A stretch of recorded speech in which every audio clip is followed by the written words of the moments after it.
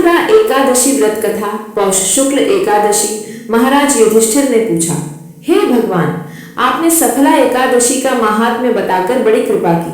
अब कृपा करके यह बतलाइए कि पौष शुक्ल एकादशी का क्या नाम है, उसकी विधि क्या है और उसमें कौन से देवता का पूजन किया जाता है। भक्त वत्सल भगवान श्री कृष्ण बोले, हे राजन, इस एकादशी का नाम पुत्रदा एकादशी है।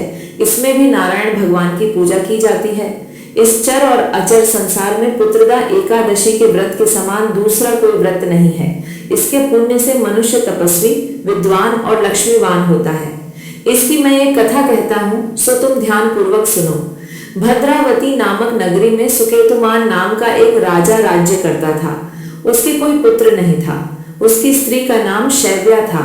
वह निपुत्री होने के कारण सदैव चिंतित रहा करती थी। राजा के पितर भी रो रो कर पिंड लिया करते थे और सोचा करते थे कि इसके बाद हमको कौन पिंड देगा। राजा को भाई, बांधव, धन, हाथी, घोड़े, राज्य और मंत्री, इन सब में से किसी से भी संतोष नहीं होता था। वह सदैव यही विचार करता था कि मेरे मरने के बाद मुझको कौन पिंडदान करेगा।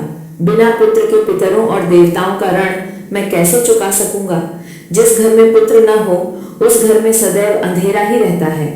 इसलिए पुत्र उत्पत्ति के लिए प्रयत्न करना चाहिए। जिस मनुष्य ने पुत्र का मुख देखा है वह धन्य है। उसको इस लोक में यश और परलोक में शांति मिलती है, अर्थात उनके दोनों लोक सुधर जाते हैं। पूर्व जन्म के कर्म से ही इस जन्म में पुत्र, धन आदि प्राप्त होते हैं। राजा इसी प्रकार रात दिन चिंता में लगा रहता था। एक समय तो राजा ने अपने शरीर को त्याग देने का निश्चय किया, परंतु आत्मघात को महान पाप समझकर उसने ऐसा नहीं किया। एक दिन राजा ऐसा ही विचार करता हुआ अपने घोड़े पर चढ़कर वन को चल दिया तथा पक्षियों और वृक्षों को देखने लगा। उसने देखा कि वन में मृग, व्याघ्र, सुअर, सिंह, बंदर, सर्प आदि सब भ्रमण कर रहे हैं। हाथी अपने बच्चों और हथिनियों के बीच घूम रहा है।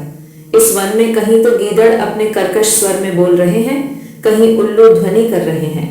वन के दृश्यों को देखकर राजा सोच विचार में लग गया। इसी प्रकार आधा दिन बीत गया। वह सोचने लगा कि मैंने कई यज्ञ किए, ब्राह्मणों को स्वादिष्ट भोजन से तृप्त किया, फिर भी मुझको दुख प्राप्त हुआ। क्यों? राजा प्यास के मारे अत्यंत दुखी हो गया और पानी की तलाश में इधर उधर फिरने लगा। थोड़ी दूरी पर राजा ने एक सरोवर देखा। उस सरोवर में कमल खिले थे तथा सारस, हंस, मगरमच्छ आदि विहार कर रहे थे। उस सरोवर के चारों तरफ मुनियों के आश्रम बने हुए थे। उसी समय राजा के दाहिने अंग फड़कने लगे। राजा शुभ शकुन समझकर घोड़े से उतरकर मुनियों को दंडवत प्रणाम करके बैठ गया। राजा को देखकर मुनियों ने कहा, हे राजन, हम तुमसे अत्यंत प्रसन्न हैं। तुम्हारी क्या इच्छा है सो कहो। राजा ने पूछा, महाराज, आप कौन हैं और किस लिए यहाँ आए हैं, कृपा करके बताइए। मुनि कहने लगे कि हे राजन, आज संतान देने वाली पुत्रदा एकादशी है। हम लोग विश्वदेव हैं और इस सरोवर में स्नान करने के लिए आए हैं। यह सुनकर राजा कहने लगा कि महाराज, मेरे भी कोई संतान नहीं है। यदि आप मुझ पर प्रसन्न हैं तो एक पुत्र का वरदान दीजिए। मुनि बोले, हे राजन, आज पुत्रदा एकादशी है। आप अवश्य ही इसका व्रत करें। भगवान की कृपा से अवश्य ही आपके घर में पुत्र होगा। मुनि के वचनों को सुनकर राजा ने उसी दिन एकादशी का व्रत किया और द्वादशी को उसका पारण किया। इसके पश्चात मुनियों को प्रणाम करके महल में वापस आ गया। कुछ समय बीतने के बाद रानी ने गर्भ धारण किया और 9 महीने के पश्चात उनके एक पुत्र हुआ। वह राजकुमार अत्यंत शूरवीर, यशस्वी और प्रजापालक हुआ। श्री कृष्ण बोले, हे राजन, पुत्र की प्राप्ति के लिए पुत्रदा एकादशी का व्रत करना चाहिए। जो मनुष्य इस महात्म्य को पढ़ता या सुनता है उसे अंत में स्वर्ग की प्राप्ति होती है। अगर आपको ये वीडियो पसंद आया हो तो इसे लाइक करें और अपने परिवार और दोस्तों के साथ अवश्य शेयर करें। यदि आप हमारे चैनल पर पहली बार आए हैं तो चैनल पर आपका स्वागत है।